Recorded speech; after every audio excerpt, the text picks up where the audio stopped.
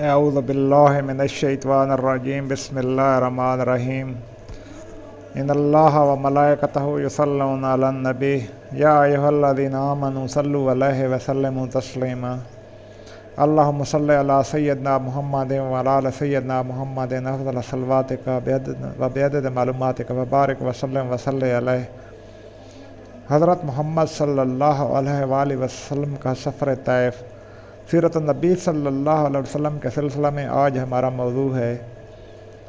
حضور علیہ الصلوۃ والسلام نے جب ملاحظہ فرمایا کہ موجودہ حالات میں مکہ کی مسموم فضا میں اسلام کا شجر طیبہ بارآور نہیں ہو سکا تو حضور ذرا مایوس نہیں ہوئے، بلکہ اپنی تبلیغی سرگرمیوں کے لیے نئے میدان کی تلاش شروع کر دی۔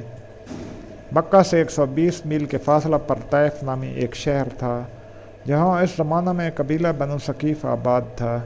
وہ زراعت پیشہ لوگ تھے۔ زرعی معاملات میں ان کی مہارت نے اس شہر کو دور دور تک مشہور اور اس کے گرد و نواح کو رشک فردوس بنا دیا تھا۔ ایک دلکش اور پرفضا پہاڑی سلسلہ میں یہ شہر آباد تھا۔ شہر کے ارد گرد انگوروں اور سیبوں کے خوبصورت باغات کا سلسلہ میلوں تک پھیلا ہوا تھا۔ اعلیٰ قسم کے انگوروں کی بلکھاتی ہوئی بیلوں پر انگوروں کے آویزاں گچھے دل و نگاہ کو دعوت نظارہ دے رہے ہوتے۔ ان کے پہلو بے پہلو سیبوں کے باغات تھے، جن کا خوش ذائقہ خوشبودار اور رنگین پھل دیکھ کر منہ میں پانی بھر آتا۔ درختوں کی قطاروں کے درمیان ٹھنڈے اور میٹھے پانی کی آبجوئیں اپنی بہار دکھا رہی ہوتی تھیں۔ مکہ کے رؤسا نے بھی وہاں اپنے مکانات بنا رکھے تھے۔ جب مکہ کی گرمی ناقابل برداشت ہوتی تو وہ دل بہلانے کے لیے یہاں چلے آتے۔ بعض قریشی سرداروں کے یہاں زرعی رقبے بھی تھے، جن میں انہوں نے باغات لگا رکھے تھے۔ طائف کے باشندے کیونکہ مالی لحاظ سے خوشحال تھے، اس لیے وہ اپنی اولاد کی تعلیم و تربیت کی طرف بھی توجہ دیا کرتے تھے۔ اس زمانہ میں جب کہ سارا جزیرہ عرب جہالت کے اندھیروں میں غرق تھا، طائف میں بہترین طبیب اور مایہ ناز منجم موجود تھے۔ اپنے زمانہ کا بہترین طبیب حارث بن کلدہ تھا، جس نے علم طب ایران کے ماہر اطباء اور حکماء سے حاصل کیا تھا۔ وہ بھی طائف کا باشندہ تھا۔ اسی طرح جزیرہ عرب کا ماہر منجم عمر بن امیہ بھی طائف کا رہنے والا تھا۔ یہ شخص علم نجوم میں ید طولہ رکھتا تھا۔ علمی طریقہ سے ستاروں کی رفتار، اوقات طلوع و غروب اور ان کے اثرات سے وہ آگاہ تھا۔ ستاروں کی نقل و حرکت کا مشاہدہ کرنے کے لیے اس نے رصدگاہ بنائی ہوئی تھی۔ اس شہر کے ارد گرد کیونکہ فصیل تعمیر کی گئی تھی، اس لیے اس کو طائف کہتے ہیں۔ فصیل کی تعمیر سے پہلے اس بستی کا نام واجد تھا۔ اس وقت جزیرہ عرب میں یہ ایک تنہا شہر تھا جس کے ارد گرد فصیل تھی۔ یہ فصیل عرب معماروں نے تعمیر نہیں کی، بلکہ اس کے معمار ایرانی تھے۔ یہاں کے ایک شخص نے شاہ ایران کی عظیم خدمات انجام دی تھیں۔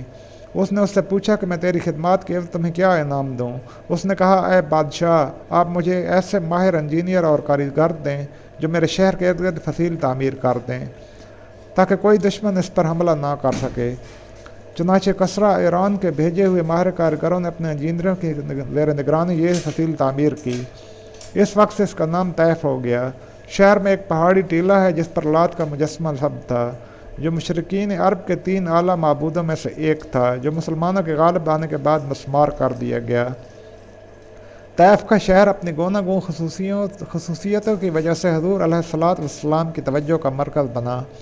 قبیلہ بنی ثقیف سے حضور کی کچھ رشتہ داری بھی تھی۔ ان تمام امور کے پیش نظر حضور نے مکہ کی بجائے طائف کو اپنی تبلیغی سرگرمیوں کا مرکز بنانے کا ارادہ فرمایا۔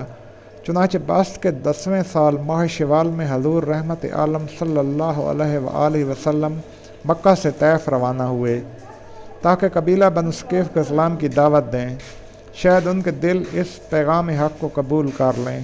اس طرح دین مبین کو ایسے جان نثار مجاہدین میسر آ جائیں جو اس دعوت حق کو دنیا کے گوشہ گوشہ تک پہنچانے کا فریضہ خوش اسلوبی سے ادا کر سکیں۔